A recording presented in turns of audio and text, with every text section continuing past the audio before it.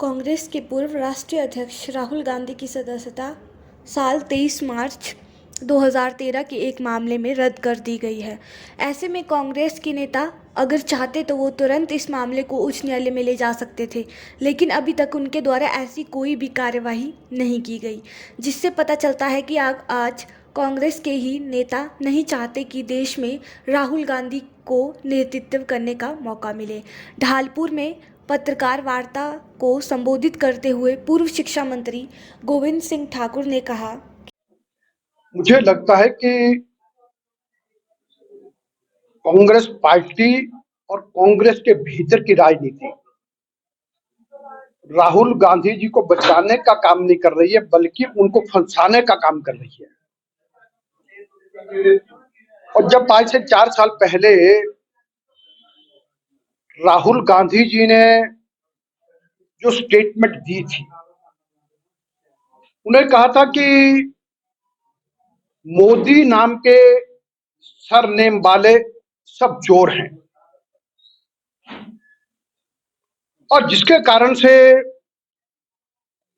पूरे देश का ओबीसी समुदाय और तेली समुदाय का अपमान किया गया। और ऐसी अपमानजनक बातें राहुल गांधी जी करते हैं, ये उनकी आदत बन गई है। और ये मामला गुजरात के सूरत कोर्ट में चल रहा था,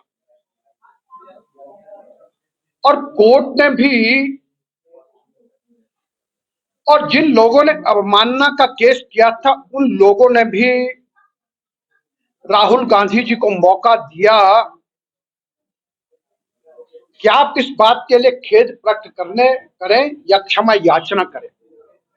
लेकिन राहुल गांधी जी का अहंकार इतना बड़ा, उनको लगता है कि देश की संवैधानिक संस्थाओं से ऊपर वे हैं, उन पर कोई कानून नहीं चलेगा, तो उन्होंने इन सब बातों पर ध्यान नहीं दिया।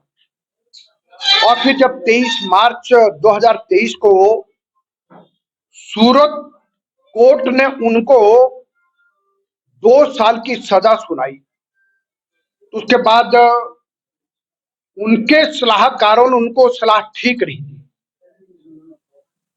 और जबकि वो कांग्रेस के राष्ट्रीय प्रवक्ता पवन खेड़ा के मामले में जब निर्णय आया, तो 15 मिनट के भीतर कांग्रेस के एडवोकेट्स की टीम माननीय सर्वोच्च न्यायालय में पहुंच गई, और राहुल गांधी जी के मामले में 24 घंटे बीतने के बाद भी वो कहीं पर भी न्याय की शरण में नहीं गए कि ताकि उनको कोई रिलीफ प्राप्त हो सके। और उसके साथ ही कि फिर उनकी संसद की सदस्यता जाना जरूरी था, क्योंकि लोक प्रतिनिधित्व कानून 1951 के अनुसार यदि कोई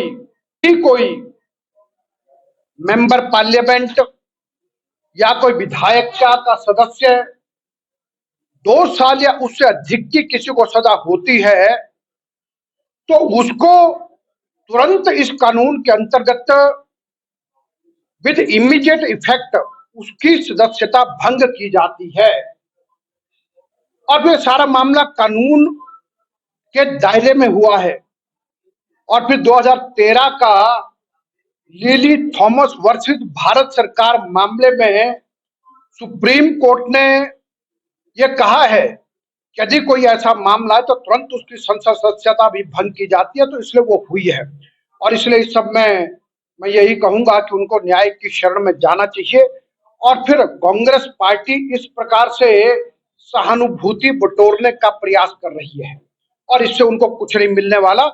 और कांग्रेस को यह भी याद रखना चाहिए कि 1975 में 25 जून को देश में आपातकाल लगा था, कि उनकी नेता और पूर्व प्रधानमंत्री स्वर्गीय इंदिरा गांधी ने लगाया था, और जिसके कारण के देश के लगभग 80,000 लोगों को जेलों में डाला था।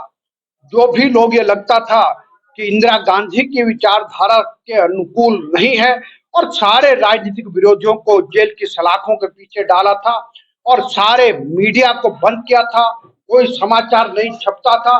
इस प्रकार की सारी बातें अगर की है तो कांग्रेस पार्टी का एक इतिहास रहा है और जिसके कारण से वो ऐसी हरकतें करते रहे।